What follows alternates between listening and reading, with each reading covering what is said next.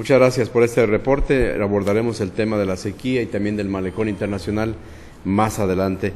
Hemos invitado aquí al estudio a Luis Alfonso Ramírez Carrillo, sociólogo, investigador social precisamente.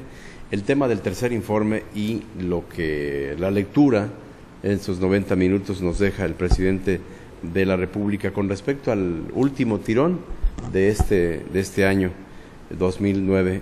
Bienvenido, Luis. ¿Cómo estás? Muchas gracias. ¿Qué te pareció el informe? ¿Qué podemos sacar más que en conclusión de interés sobre el tema? Bueno, yo creo que hay tres puntos a mí me llamaron la atención, ¿no? Uno corresponde al formato del informe mismo, o sea, el hecho mismo de la presentación. El segundo, los contenidos. Y el tercero, qué implicaciones puede tener esto para Yucatán, ¿no? Con respecto al formato, yo creo que aún nos falta mucho para llegar a un informe de gobierno que sea verdaderamente útil, que sea verdaderamente importante para la nación.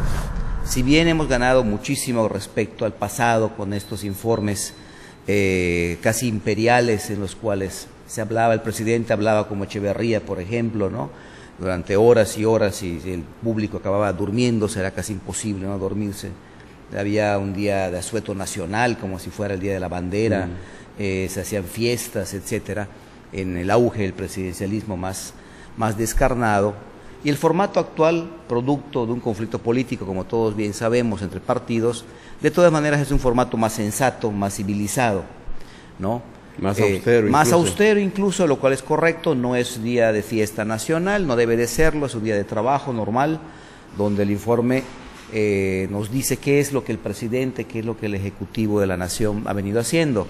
Sin embargo, el informe sigue teniendo todavía una gran dimensión de inutilidad. Es decir, si tú no tienes la posibilidad de conocer el informe con anticipación, de rebatirlo y de debatirlo, si tú no puedes tomar puntos claves en los cuales la nación tiene dudas, en las cuales la Cámara, los diputados, los senadores tienen la oportunidad de rebatir, de debatir, de preguntar, ¿no? Tú no tienes más que un monólogo. El problema básico es eso, ¿no? El informe sigue siendo un monólogo. En otras naciones el informe, y no tiene que ser necesariamente solo de países desarrollados, no se trata de pobres contra ricos, sino en otras naciones incluso de países como México o económicamente más pobres que México, se han encontrado fórmulas para que lo que se debatan sean los grandes problemas nacionales y las grandes soluciones nacionales que se dieron durante el periodo del que se informa. Es decir, no se hace un recuento de hechos, para eso está el Departamento de Estadísticas. Se notifican las 3 o 4 grandes decisiones de política nacional, se ponen a debate lo que se puede debatir, no todo se puede debatir, pero hay cosas centrales que están sobre la mesa en una nación, que son las que se tienen que, por ejemplo, poner, por ejemplo, los energéticos, ¿no? Las reformas fiscales que todavía están inconclusas. Más que un informe de lo hecho, lo que debería que plantear es cuáles son las políticas que se están tomando al respecto de estos 3 o 4 grandes problemas y se necesitan debatir y tomar decisiones en plazos fijos, donde las cámaras entran en funciones, donde los diputados, los senadores entran y toman decisiones, donde incluso los gobiernos de los estados pueden saber con anticipación hacia dónde va cierto tipo de medidas y pueden tener réplicas, pueden tener acomodos. Incluso se encargan tareas específicas para cumplir la meta, ¿no? Obviamente. Lo demás es un poco inútil porque, primero, ¿qué es lo que escuchamos? Escuchamos las cifras de lo hecho. Y las cifras de lo hecho, pues allí están, podemos luego estudiarlas con cuidado y decir, no fue el 10%, fue el 8%, pero eso no nos lleva a ningún lado, ¿no? No se trata de debatir eso, se trata de debatir, bueno, y las propuestas. Y lo que escuchamos anoche son sobre todo buenos deseos. Yo creo que se confunden las grandes políticas o las grandes necesidades de tomar, de plantear soluciones concretas y políticas de Estado claras con el enunciamiento mismo, la enunciación del problema, ¿no? Es necesario profundizar la reforma fiscal, de acuerdo, pero ¿y? Es necesario introducir capital privado a los sectores energéticos. Eso está en discusión. De todas maneras, eso es una decisión, eso es un problema que está o debe estar sobre la mesa desde hace años, pero no sabemos exactamente cuál es la propuesta que se está haciendo desde el nivel federal. Existen tales propuestas, es obvio que existen, y sin embargo no se tiene el formato, no da, o no se tiene la voluntad política para poner sobre la mesa estas propuestas y someterlas a debate, ¿no? Y el último punto es qué puede esto significar para Yucatán, ¿no? Yo creo que hay una cuestión esencial, que es el dinero. Es decir, es obvio que las medidas de austeridad que toma el gobierno federal respecto a cualquier recorte presupuestal, si uno analiza la situación fiscal de Yucatán y la estructura productiva del Estado, es obvio que resulta doblemente impactante. ¿Por qué? Porque Yucatán depende en mucha mayor medida que los estados del noroeste, en mucha mayor medida que los estados del Bajío, de Occidente y obviamente que del centro, Estado de México, Distrito Federal, depende del subsidio federal, depende del presupuesto federal, depende del gasto federal, ¿no? Y obviamente un recorte aquí impacta de manera muy importante los proyectos productivos o los proyectos de infraestructura que tiene a su cargo el gobierno federal. Hay todavía un margen, por supuesto, un margen que tiene, gracias al nuevo federalismo, un margen de acción de los gobiernos de los estados, gracias al incremento en los presupuestos estatales, producto en gran medida, pues, también del excedente petrolero del año pasado.